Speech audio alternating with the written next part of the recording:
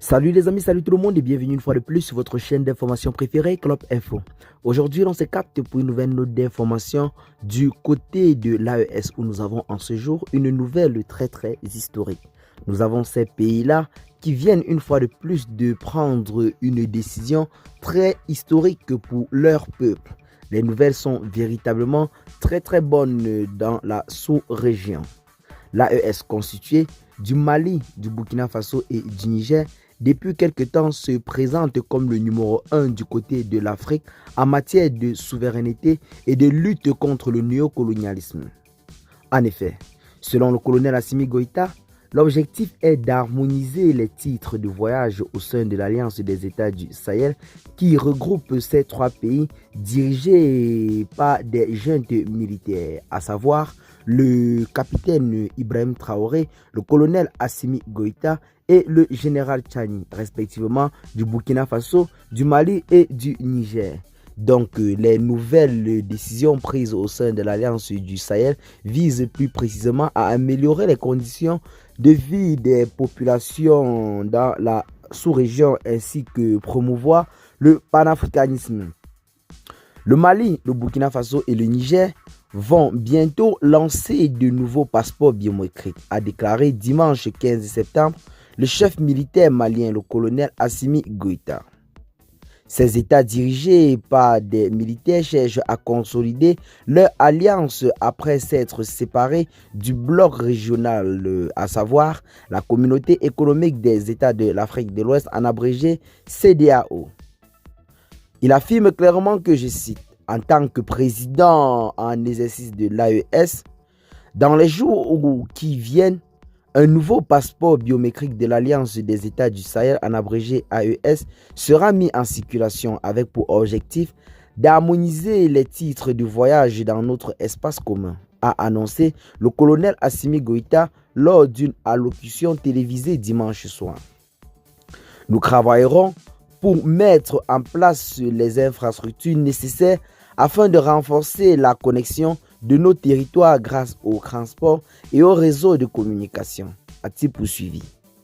Cette annonce a eu lieu la veille du premier anniversaire de la création de l'Alliance des États du Sahel, un groupe créé en septembre 2023 par les trois pays après la rupture de leurs liens avec l'ancienne puissance colonisatrice, à savoir la France, et leur rapprochement avec la Russie.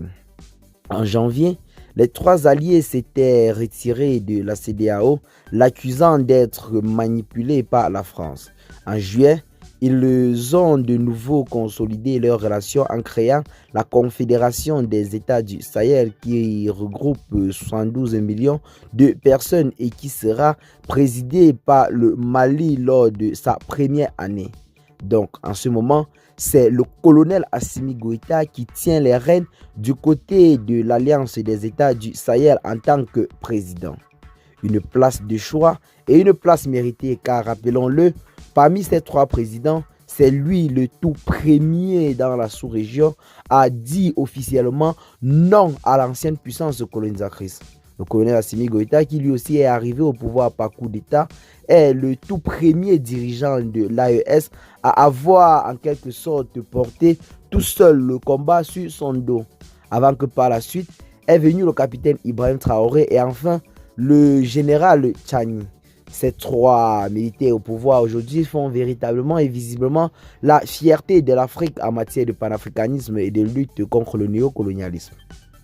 Les trois pays qui ont tous basculé sur un régime militaire à la suite d'une série de coups d'État ayant débuté en 2020 doivent lutter contre les violences djihadistes qui ont éclaté dans le nord du Mali en 2012 et se sont propagées autant pour nous du côté du Niger et du Burkina Faso en 2015. Selon les estimations, ces troubles ont fait plusieurs pertes en vies humaines et plusieurs dégâts matériels causés. Mais depuis l'avènement au pouvoir de ces trois militaires, l'on note une montée en puissance considérable dans la lutte contre ce phénomène.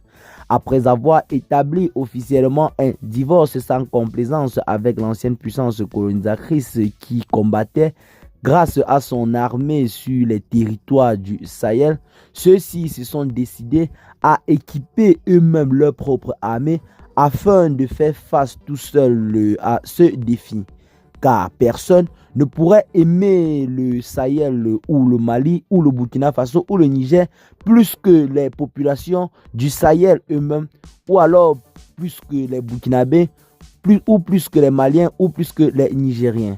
Donc c'est par ce projet-là que ces dirigeants ont décidé de mettre sur pied des voies et mesures pour lutter contre ce phénomène. Et ce qui justifie les récentes acquisitions effectuées ou alors opérées dans la sous-région.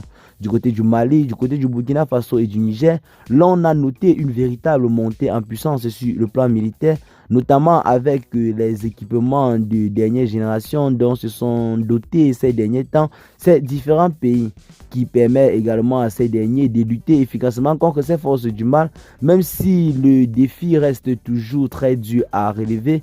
Car rappelons-le, selon les dits du capitaine Ibrahim Traoré et de plusieurs autres observateurs de la situation sociopolitique dans le Sahel, c'est l'Occident qui ces derniers temps s'est constitué comme un véritable support de ces forces du mal-là qui attaquent généralement nos populations civiles ainsi que nos forces de l'ordre.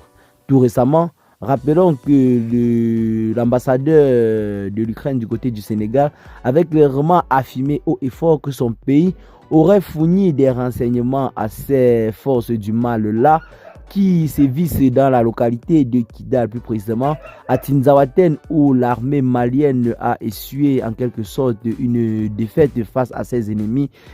L'armée malienne qui combattait avec les alliés russes se sont heurtés à plusieurs pièges de l'ennemi qui avaient déjà reçu du renseignement qui ont été fournis par des puissances occidentales, comme a clairement maintenu l'Ukraine, notamment par la voix de son ambassadeur du côté du Sénégal. Et bien les amis, c'est là en quelque sorte le combat qui se mène depuis quelques temps du côté de l'AES. Les nouvelles sont véritablement historiques et restons juste branchés pour ne rien rater de cette situation qui du jour au lendemain ne cesse visiblement de prendre des tournures très inquiétantes. Mais avec le capitaine Ibrahim Traoré, le général Tchani et le colonel Assimi Goïta à la tête de ces trois États, nous sommes sûrs que les années à venir seront très meilleures pour ces peuples du Sahel. Et bien les amis, les nouvelles sont bel et bien très historiques. Et partagez massivement la vidéo avec vos amis si vous l'avez notamment trouvée intéressante. N'oubliez pas par la même occasion de vous abonner à la chaîne si ce n'est pas encore fait. Et à très bientôt donc les gars pour de nouvelles notes d'information. Ciao.